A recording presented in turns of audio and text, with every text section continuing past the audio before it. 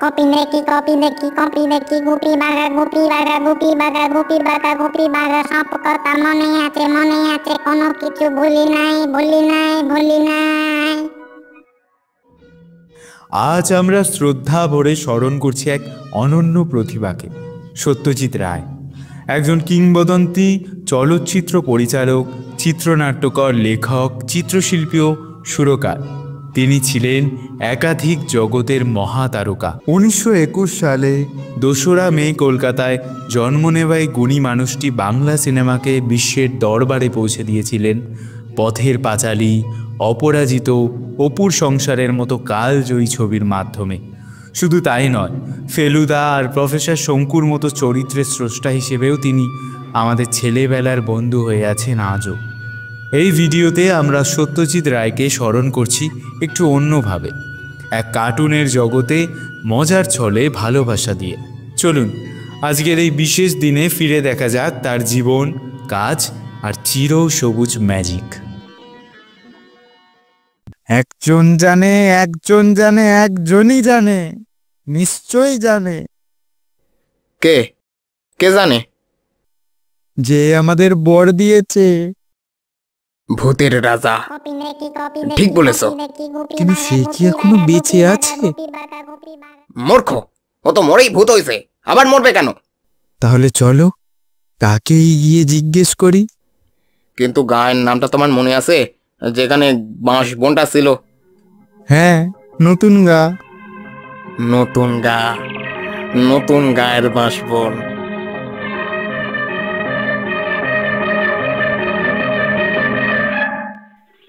সেই বাঁশবন। হ্যাঁ। আচ্ছা, কিভাবে ডাকা যায় বলো দেখি? রাজামশাই রাজামশাই বলেই ডাকো না, আর কি, এখানে তো অন্য কোনো রাজা নাই। তার ঠিক। আচ্ছা বাগাদা, তুমি ডাকো না। তুমি ডাকো না, একজনেই কাজ হবে। ঠিক। রাজামশাই, রাজামশাই। ওভাবে না, ওইভাবে না, উনি রাজা না, সেই জন্যে হাত জোর করে হাঁটু গেড়ে বসে ডাকো। আচ্ছা ঠিক আছে।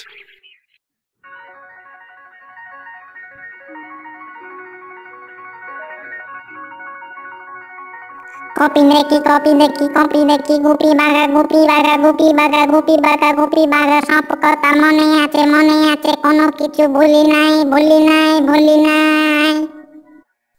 বাগাদা সাড়া দিয়েছে। তোরা রাজা, দুই রাজা, গুপি রাজা, বাঘা রাজা, গুপি রাজা, বাঘা রাজা, আমি খুশি আমি খুশি আমি খুশি। রাজামশাই, আপনাকে দেখে যে কি ভালো লাগছে। আমাদের সব পুরনো দিনের কথা মনে পড়ে যাচ্ছে। ফিরে এলি কেন শুনি, আগে শুনি সেটা শুনি সেটা শুনি।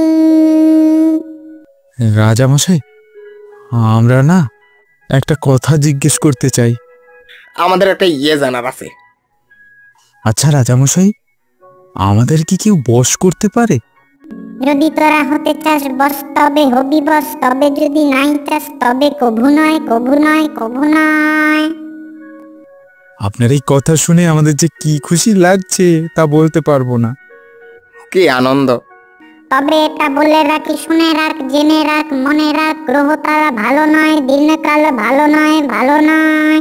সোজা পথে থাকা চাই, সোজা পথে থাকা চাই, সোজা পথ সোজা পথ।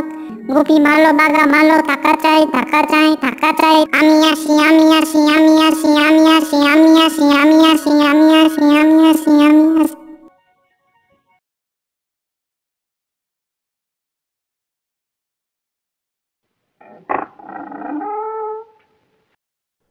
প্রভু। কি সংবাদ? 13 জনই হাজির প্রভু। 13 জনেরই নাম বিক্রম? আগে হ্যাঁ প্রভু। 13 জনেরই বয়স 12? আগে হ্যাঁ প্রভু, আমি খোঁজ নিয়েছি, এরা ছাড়া শহরে বিক্রম নামে আর কোনো 12 বছরের ছেলে নেই। এদের অভিভাবকেরা জানতে পারেনি তো? আগে না প্রভু, ওরা সব মাঠে খেলা করছিল, আজ সংক্রান্তি, তাই পাঠশালা বন্ধ। আমি চিৎকার করে বললাম, তোমাদের মধ্যে বিক্রম নামে কে কে আছো? 19টি এগিয়ে এলো। আমি বললাম, যাদের বয়স 12 তারা থেকে যাও, আর বাকি সবাই ফিরে যাও। 13টি রয়ে গেল, তারপর আপনি যেমনটি বলেছিলেন তেমনটি বললাম। নিমন্ত্রণ শুনে আর খেলনা পাবে জেনে ওরা আমার সঙ্গে আসতে এক কথায় রাজি হয়ে গেল। ওদের সম্মোহন কক্ষে নিয়ে যা, আমি আসছি। যে আজ্ঞে প্রভু। এবার এবার কি? আপনি বলেছিলেন আপনার কাজ ঠিক মতো করে দিতে পারলে আর আপনার গোপন কথা বাইরে কাউকে না বললে আপনি আমাকে একটা পাথর ইনাম দেবেন। লোভী, এখন 2 বছর এইভাবে কাজ কর, তারপর রত্নের কথা বলবি। যা যা বলেছি তাই কর।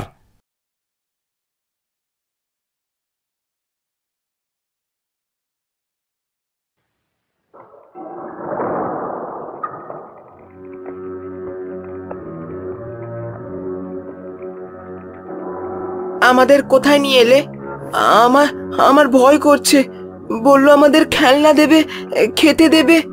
আমাদের ছেড়ে দাও, আমরা বাড়ি ফিরে যাব। আমার ভয় করছে, আমারও। আমাদের ছেড়ে দাও।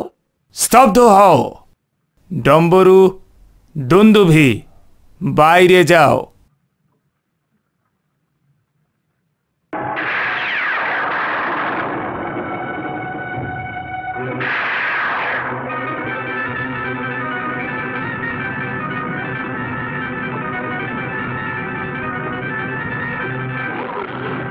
ঢংকার,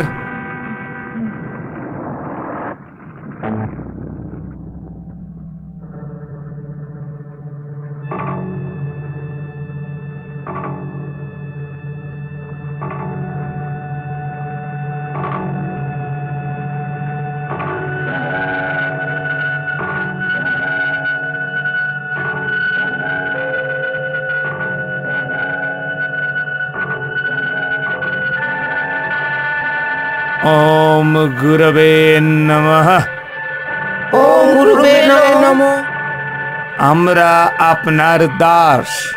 আমরা আপনার দাস। আপনি যাহা আদেশ করিবেন আপনি যাহা আদেশ করিবেন আমরা তাহাই পালন করিব। আমরা তাই পালন করিব। অন্য কারো আদেশ মান্য করিব না। অন্য কোন আদেশ মান্য করিব না। প্রভু, তুই নিশ্চিত আনন্দপুরের 12 বর্ষীয় বিক্রম আর একটিও নেই? তারা হয় 11 নয় 13 প্রভু। আমার ভুল হতেই পারে না। তাহলে আমি নিশ্চিন্ত। কেন প্রভু, কি চিন্তা ছিল আপনার? সে কথা তোকে বলতে হবে। তুই কি আমার বয়স্য নাকি ভৃত্য? ভৃত্য প্রভু। আমার অন্যায় হয়ে গেছে, আমায় মাফ করবেন। শোন, এদের জন্য যে কক্ষ প্রস্তুত আছে সেখানে নিয়ে যা এবার। এরা এখন থেকে আমার ভৃত্যের কাজ করবে। এদের পরিধেয় বস্ত্র প্রস্তুত আছে। জানি প্রভু। শোনো, তোমরা এর সঙ্গে তোমাদের ঘরে যাও।